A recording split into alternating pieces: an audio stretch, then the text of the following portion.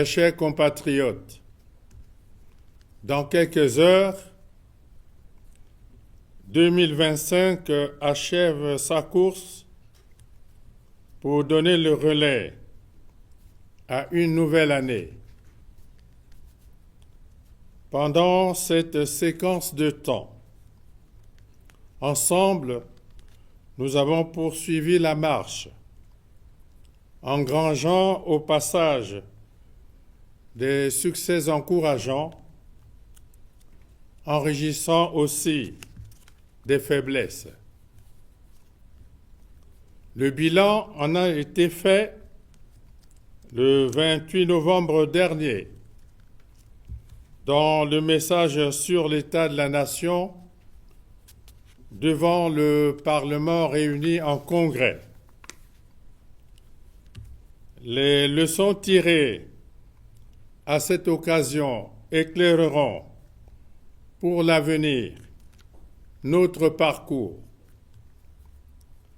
Impatiente, l'année 2026 est déjà là, avec ses 12 mois bien rangés, munis les uns de nombreuses inconnues et les autres de multiples annonces, en tête desquelles figure l'élection présidentielle prévue au mois de mars prochain.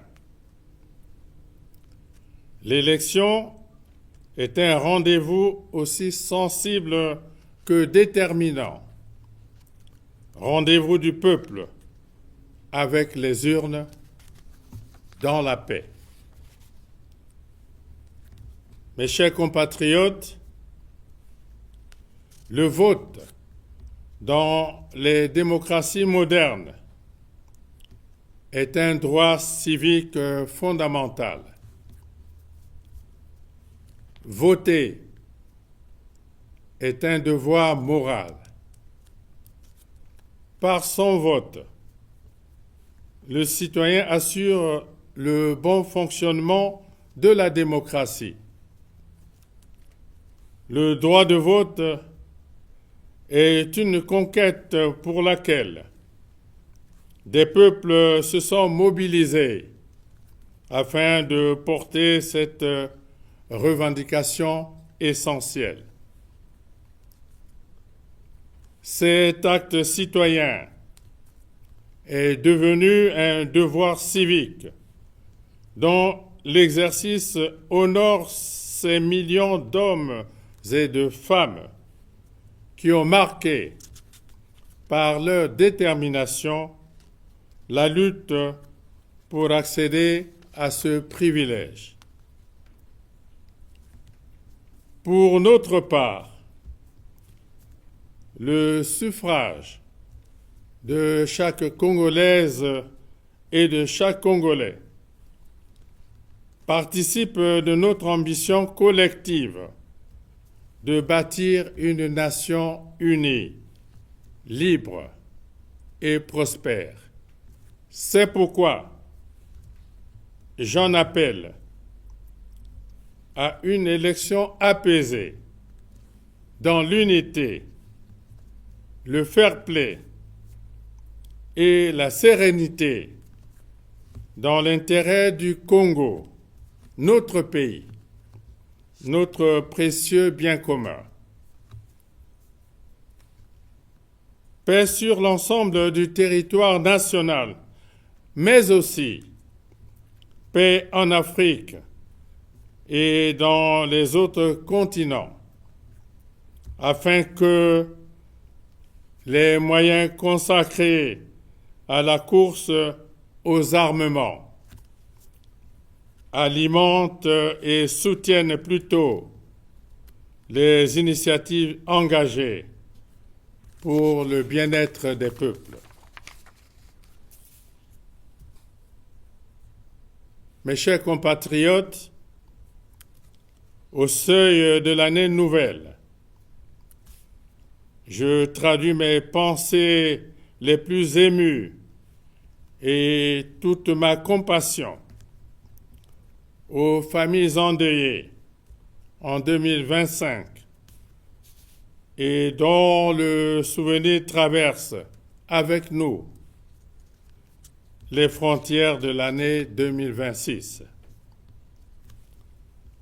À ceux qui, actuellement, dans l'anxiété et le doute parce que confrontés à des situations personnelles d'extrême gravité, à l'instar des préoccupations de santé dans les centres hospitaliers ou à domicile,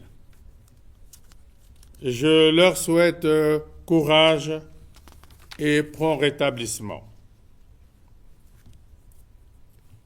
À tous nos compatriotes et à ceux qui, non congolais, ont choisi de vivre au Congo comme terre d'accueil, je forme mes meilleurs vœux de santé, de longévité, de prospérité pour 2026. J'exhorte le peuple à fêter dans le respect du sens de la mesure, le tout sous l'éclairage de notre sagesse ancestrale qui recommande d'user avec modération des biens de ce monde. C'est par notre mobilisation sans faille que nous parviendrons à maîtriser les aléas de la nouvelle année afin qu'ils deviennent des motifs d'espérance et d'optimisme pour notre pays. Bonne et heureuse année 2026 à tous. Vive la République, vive le Congo. Je vous remercie.